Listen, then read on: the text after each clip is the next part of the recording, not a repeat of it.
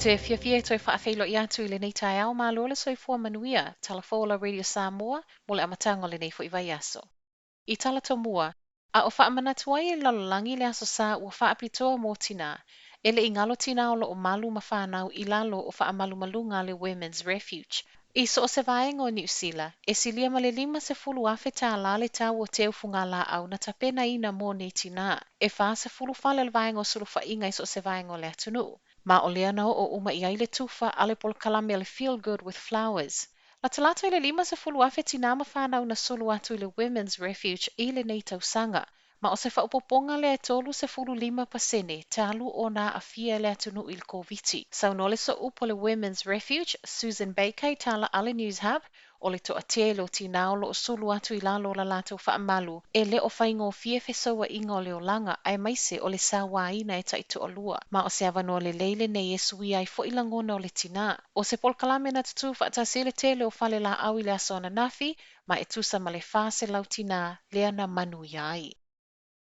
O lea ua toe tatala whai ngā malanga wa alele o atu, ma le toe fo I mai sini au se tālia. O le se fulu lua I le wawea ana leila, lea na toe sa o loto ai le mai a tapu le sa o lotonga mo le lua aso, ma fo mai cases e lua na maua I tutonol community a sini. E le I toi iai nisi cases fa o popo mai lea to a lua, ma e tali tonu New Zealand, e le o iai sa tūlanga la matia o le sasau I tua le community. Talu mai le aso whareile le vai aso talu ai o lea ua mai a feso o ta I atu le soifua malo loina, I le 5 se la wono se fulu ma le valu o pasese taunu umai sini, e tusa ma feso o ta inga masani I taimi alia e ai cases a o iai I au se talia. Ai mai nei pasese unga taunu umai sini, e to atasi lea na toi awina atu I to tonu o no fuanga wha anofo I siai kalai estete, ono o lea sai se tasi o no fuanga na yeile case wha amaonia, ma o lea fo iwa maua le wha I unga o lona siaki o le koviti e sawe negative. Ai I tonu lava I o New Zealand, e le o yeisa case wha amaonia I tua le community,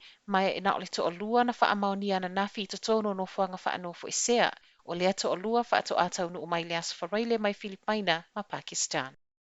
E silia ma le 1 miliona tāla le ana whaaluina e New Zealand, e toe whaafoi mai ai o na tangata mai atunu umamau I taimi o le koviti. I le vau Januari ma aperilo le tausanga tālu ai, o le taimi le ana amata whaiai ngā malanga tongi pau, e toe whaafoi mai ai tangata kiwi mai Saina, Initia ma Peru. I le tuufa atasinga I silia ma le 1 afe tangata New Zealand toe whaafoi mai atunu e tolu se fulu ma le valu, ma ele ngata lai ngā malanga tongi pau, o ngā malanga whaapisinisi, ai whaapea ngā malanga na whaongai wa alele le ami, o ngā malanga nei e ui o lea na tutongi e pāsese le isi vaenga, pei ta i le mālo lea na pa u i le mamafa. Ai mole taimi nei o leo lo o whaatupula ia pea tālo sanga tu ina atu le mālo e whaiai ngā malanga whaapitoa e au mai ei tangata ki ui o lo poloka I Initia. Pei tai, ona o tapu I lea tunu ua whaawhainga tai nei. Sau no ai malta mai tai pāle mia Jacinda Ardern, o le tau fio ngā malanga wa alele e mō na o sina taimi, ma o lo mata I tūpea I le mālo.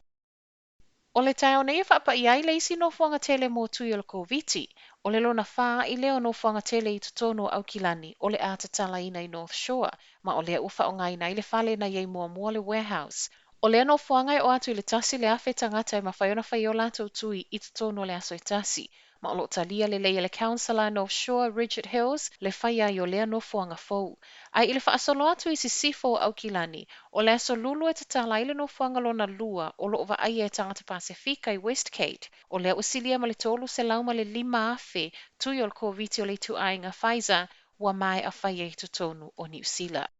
Tala mule mulo nei tae au, o lo o sa ilia leo I lato sa I tutonu le Mercedes, le ana mafua I le whaalavlave tau ta avale na tula I mai le po le aso to nai I Hobsonville Road I Aukilani. O e sa I tutonu le Mercedes le nei, tau sanga lua afe sulu ma le tasi la I sene so bad, na so so aina se tasi o sedan lanu pa e pae, ona o le sawa tele. Ma o aina ta avili-vili, whaasanga lo I le muli ai so sola. O le tūlanga I le leiai, e ui wa matua I whaaleanga ina le sedan lea wa a fiafua. Ai ua whaamauti no mai e leo, e le o whaamanu a lia le ave ta avale. E whaapea o e sai tutono le Mercedes lea ua mafua le nei whaalavelave na tā mo e anga I tutono le shopping centre I Westgate. Ma ua wala au mai ma leo I nisi e sila fia le nei whaalavelave fiso o ta iatu a o whaawa waia latu so e suenga.